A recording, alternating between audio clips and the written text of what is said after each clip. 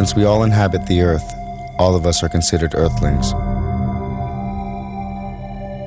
There is no sexism, no racism, or speciesism in the term earthling. It encompasses each and every one of us, warm or cold-blooded, mammal, vertebrate or invertebrate, bird, reptile, amphibian, fish, and human alike. Humans, therefore, being not the only species on the planet, share this world with millions of other living creatures as we all evolve here together. However, it is the human earthling who tends to dominate the earth, oftentimes treating other fellow earthlings and living beings as mere objects. This is what is meant by speciesism. By analogy with racism and sexism, the term speciesism is a prejudice or attitude of bias in favor of the interest of members of one's own species and against those of members of other species. If a being suffers, there can be no moral justification for refusing to take that suffering into consideration. No matter what the nature of the being, the principle of equality requires that one's suffering can be counted equally with the like suffering of any other being.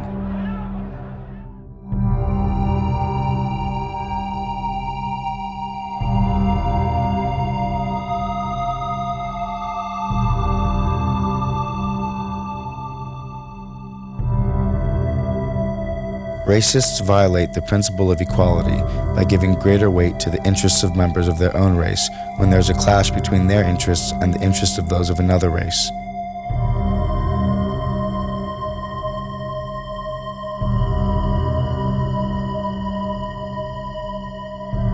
Sexists violate the principle of equality by favoring the interests of their own sex.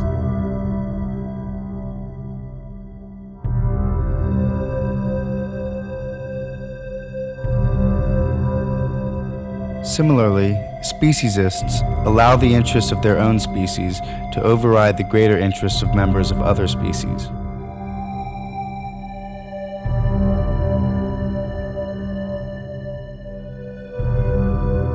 In each case, the pattern is identical.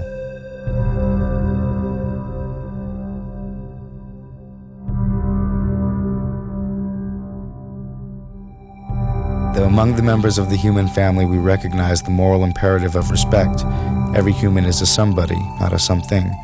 Morally disrespectful treatment occurs when those who stand at the power end of a power relationship treat the less powerful as if they were mere objects.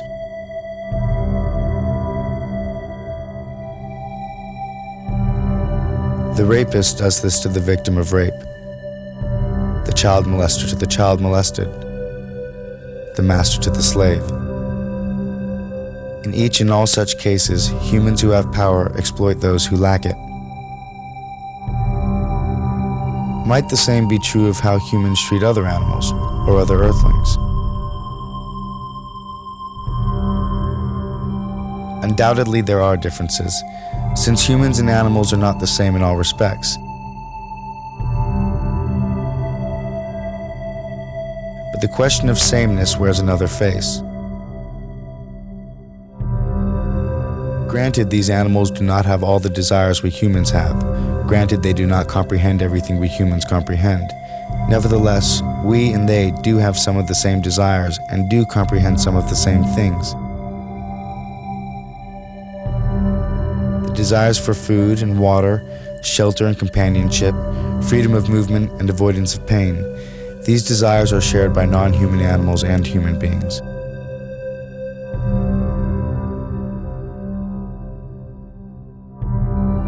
As for comprehension, like humans, many non-human animals understand the world in which they live and move. Otherwise, they could not survive. So beneath the many differences, there is sameness. Like us, these animals embody the mystery and wonder of consciousness. Like us, they are not only in the world, they are aware of it. Like us, they are the psychological centers of a life that is uniquely their own. In these fundamental respects, humans stand on all fours, so to speak, with hogs and cows, chickens and turkeys. What these animals are due from us how we morally ought to treat them, are questions whose answer begins with the recognition of our psychological kinship with them. So the following film demonstrates in 5 ways just how animals have come to serve mankind, lest we forget.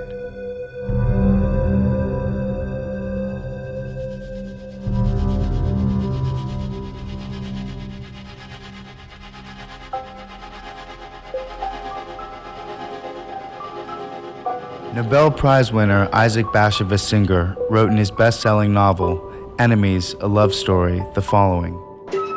As often as Herman had witnessed the slaughter of animals and fish, he always had the same thought. In their behavior toward creatures, all men were Nazis. The smugness with which man could do with other species as he pleased exemplified the most extreme racist theories. The principle that might is right.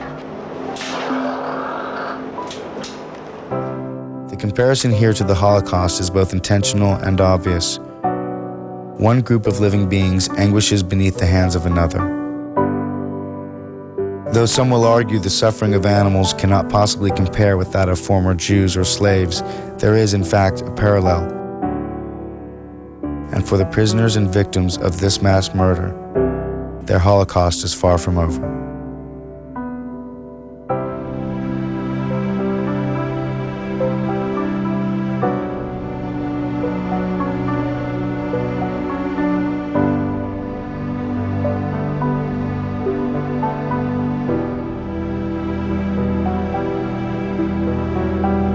In his book, The Outermost House, author Henry Beston wrote, "We need another and a wiser and perhaps a more mystical concept of animals.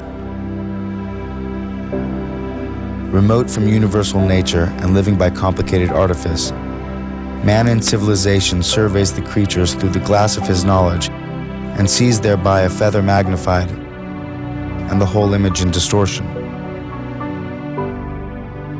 We patronize them for their incompleteness, for their tragic fate of having taken form so far below ourselves.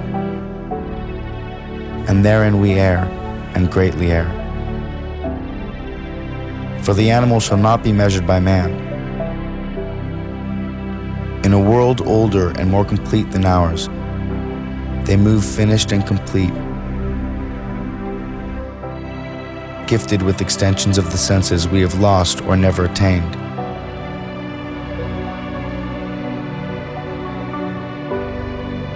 Living by voices we shall never hear.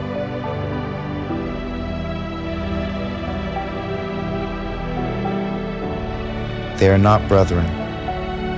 They are not underlings. They are other nations, caught with ourselves in the net of life and time,